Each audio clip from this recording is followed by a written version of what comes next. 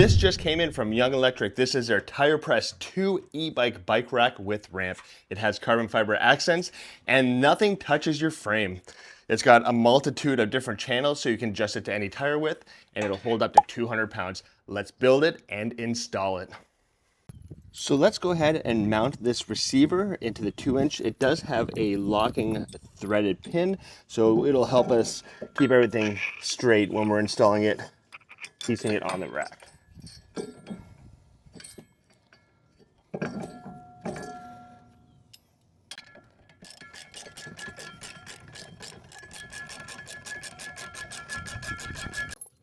So now on this side, we do have that locking cap with key to prevent any theft.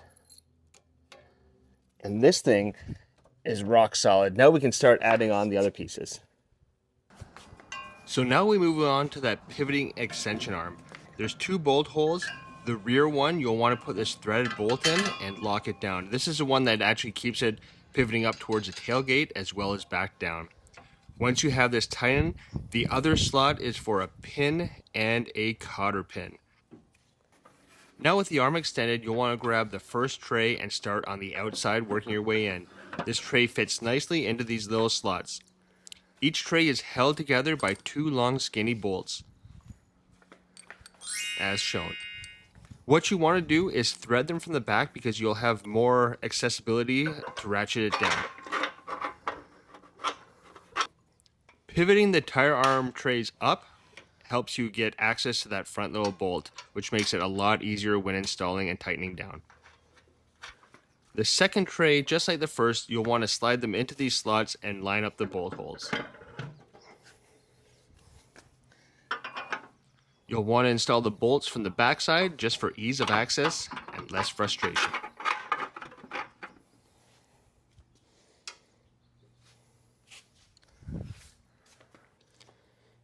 Here's a close-up of what you're looking at. The bolts will slide through the internal tray, through that mounting post, and then you'll just tighten it up this way.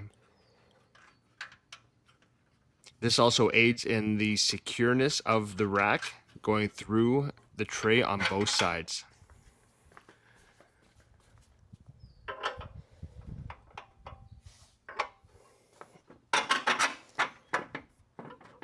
What's super impressive to me is they have these wheel chock trays, which I don't see on any other bike racks. Basically, it's a pivoting little tray that you roll your tire up and over, and it kind of cradles it on the backside when that front clamp comes down on that front tire. Genius idea, and I can see other companies using this idea. So we are finalized with the install. Everything's tightened down to spec. We used all the cotter pins, and these things will come in super handy. You kind of rock your tire up into it and it'll act as a additional tray. It does come with a ramp for those heavier bikes. So let's take this off and we'll get some mountain bikes loaded up.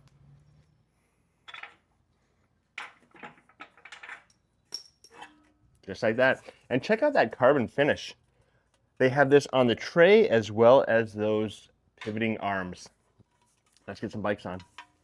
So one thing to note is if you are going to use those ramps, you will have to open this arm all the way down so you can hook that ramp up into this end here. Let me show you how. So we'll press the red button on the back side, bring this all the way down so we can access that ramp feature. We'll do the same to the other side. This is the one that's going to hold that front tire. And let me grab that ramp. Easy as hooking it into these 2, like so, and then we'll roll that bike up.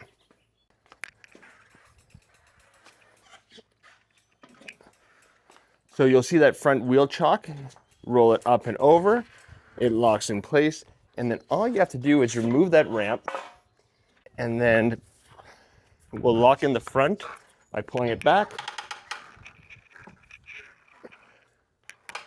So that's securing the front, and then to bring this one back up, what we'll do is press that, bring that arm up, have the tire and the bike mounted center, lock it into place. That bike is not going anywhere, especially with the help of this front wheel. So let's do the same. Let's get another bike loaded on. This one is not as heavy, so I won't need to use a ramp for it.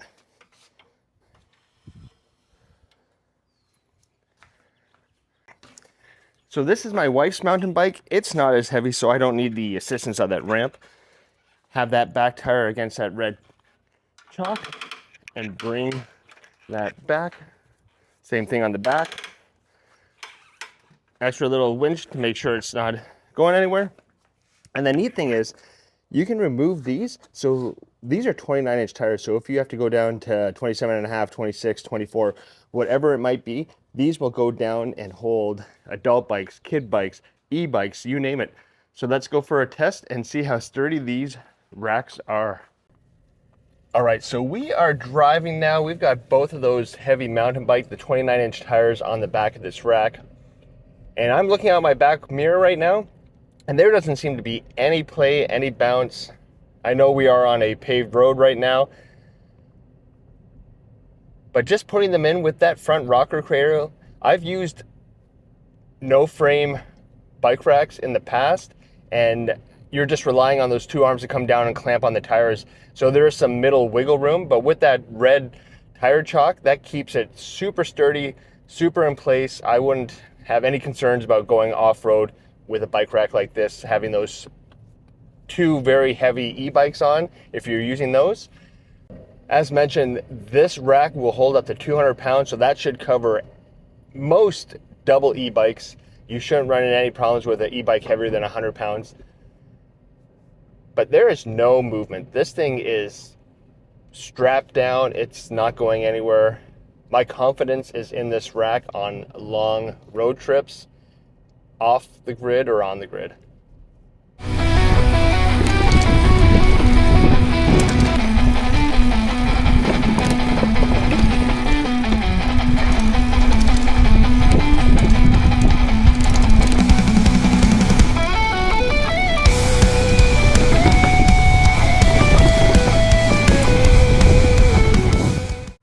So now that we're back, let's show you how easy it is to take these off.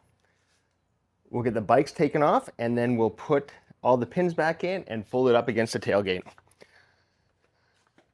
So since it's in that front chalk, I would recommend taking the back one down so you don't have to worry about that. And then we'll take this front one down, press this red button. You might have to push it against the tire a little bit, bring it down. And just like that, we've got one bike off.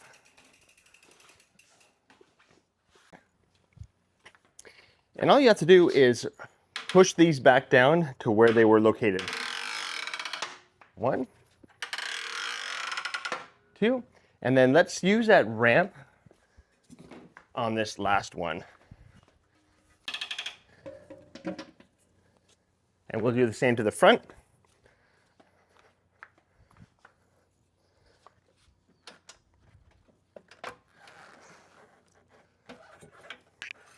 And then we can just roll this back over that wheel chalk and then right off the bike for storage. When you're done, put that ramp back in the end with the clip. Flip it up. Collapse the arms on the front and the back. What we have here is we have a bolt and a nut through here, and then we have a pin and a cotter pin. So this will keep it in place when it's down. Simply pull, and then once you bring this up to the tailgate, you'll put it through this one to keep it secure. So we'll bring this up, put that pin through.